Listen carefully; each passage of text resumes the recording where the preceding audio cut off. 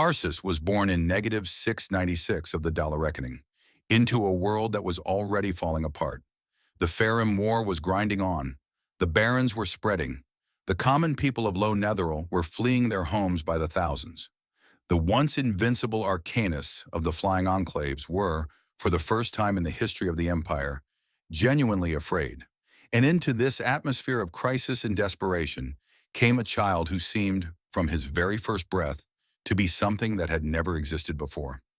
The stories about Karsus's childhood have been told and retold so many times that it is difficult to separate the truth from the myth that has accreted around it. What is known, what is attested by multiple independent sources, is that Karsus displayed an aptitude for magic that was not merely exceptional, but unprecedented.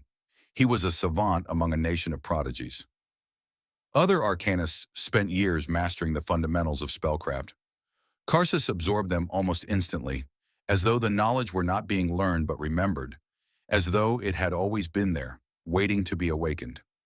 He moved through the ranks of magical education with a speed that left his instructors bewildered and his peers resentful and awed in equal measure.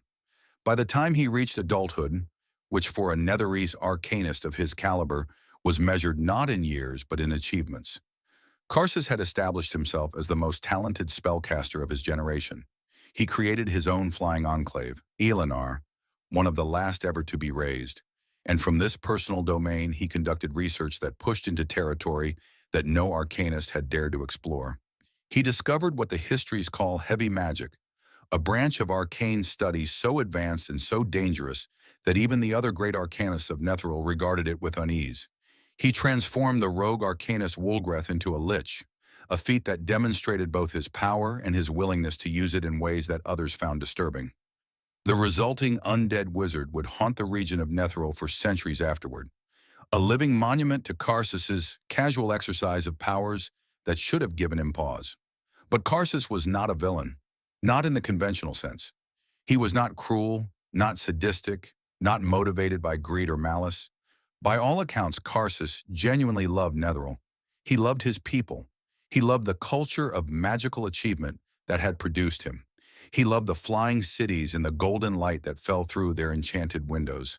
And as he watched the Farum War devour the empire, as he watched the barons spread and the population flee and the arcanists wring their hands in helpless frustration, he became consumed by a single burning conviction, that it was his duty, his destiny, to save his people, whatever the cost. This conviction was not entirely irrational. Karsus was, quite possibly, the most powerful mortal spellcaster who had ever lived. His understanding of the weave exceeded that of any human, and arguably rivaled that of the elven high mages.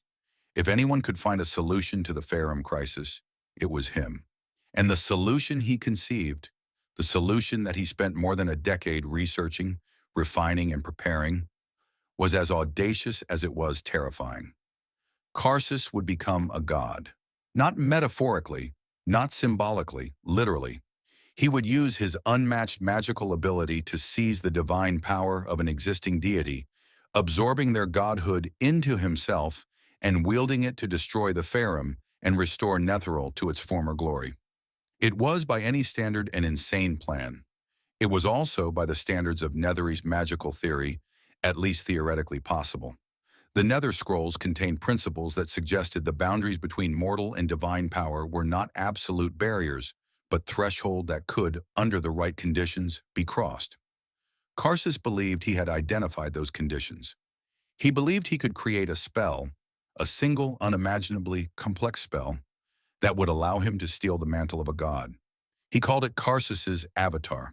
The spell was a 12th level working, a category of magic that had never existed before. The Netherese magical system, empowered by the Nether Scrolls, recognized spell levels up to 12, with each level representing a dramatic increase in power and complexity. Most arcanists never progressed beyond 8th or 9th level. The greatest arcanists of the Empire, Ulam, Larlock, the legendary figures of the Golden Age, had wielded 10th and 11th level spells. But no one had ever attempted a 12th level spell.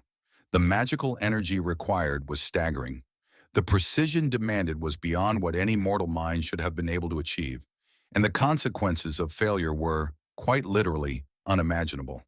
Karsus spent well over a decade researching the spell. The material components alone required years to assemble. One component was a stone-filled gizzard from a gold dragon, a creature of such rarity and power that obtaining any part of one was an adventure in itself. Another component required the blood of a Tarask, the most destructive creature on the face of Toril, a beast of such apocalyptic fury that entire nations had been destroyed by a single specimen's rampage. And these were merely the ingredients needed to enchant one of the spell's subsidiary components. The full list of materials, preparations, and preliminary enchantments filled volumes. The casting itself would take 6 hours of unbroken concentration, during which Karsus would need to maintain perfect control over magical energies of a magnitude that no mortal had ever channeled. A single error, a mispronounced syllable, a misaligned gesture, a momentary lapse in focus would result in catastrophe. Not personal catastrophe, not the death of the caster, but a rupture in the fabric of reality itself that could devastate an entire region, perhaps an entire continent. And the target of the spell, the deity whose power Karsus intended to steal, was Mistral, the goddess of magic, the keeper of the weave, the being who, more than any other entity in the cosmos, was responsible for the continued functioning of arcane magic on Teril. Think about that for a moment. Of all the gods in the Faerunian pantheon, gods of war, gods of death, gods of nature, gods of knowledge, Karsus chose to target the one whose portfolio was most essential to the continued existence of civilization. If he had attempted to steal the power of, say, Tempest, the god of war, the consequences of failure would have been severe but limited. The world would have continued to function. But the goddess of magic was the linchpin. She was the one who maintained the weave, who regulated the flow of magical energy to and from every spellcaster, every magical item, every enchantment on the face of Teril. Without her active oversight, the weave would unravel. Karsus knew this. He knew it, and he chose Mistral anyway, because her power was the only power vast enough to accomplish what he wanted. He needed the ability to reshape reality on a fundamental level. He needed the power to unmake the Faerun, to restore the Barrens, to heal the weave itself. Only the goddess of magic could do these things, and so only the goddess of magic's power would suffice. It was in its way perfectly logical. It was also perfectly insane. The other arcanists of Netheril were divided. Some supported Karsus, believing that desperate times demanded desperate measures, and that if anyone could succeed at so audacious a working, it was the most talented spellcaster in the history of the Empire. Others were horrified, recognizing that what Karsus proposed was not merely dangerous, but fundamentally wrong. An act of hubris so extreme that it made the excesses of the Golden Age look like modest understatement. But Karsus was not asking for permission. He had his enclave, his resources, his decades of preparation, and his absolute conviction that he was doing the right thing. He was going to save Netheril. He was going to save the world. And nothing, not the warnings of his peers, not the distant alarm of the gods themselves, not the small, quiet voice of doubt that must have whispered to him in the darkest hours of the night, was going to stop him. The spell was ready. The components were assembled. The rituals were prepared. And on a day in the year, -339 of the dollar reckoning, the year of sundered webs, Karsus began to cast. 6 hours. That was all it took. 6 hours to destroy the greatest civilization in the history of Faerun. But that story belongs to the next chapter. For now, let us sit with the image of Karsus at the beginning of his casting. A young man brilliant and terrified, and absolutely certain that he was doing the right thing, standing at the center of an enchantment so complex that it made the creation of the Mythalers look like a parlor trick. The weave trembling around him, the magical energies building layer upon layer, like the gathering of the greatest storm the world had ever known. He believed he was saving his people.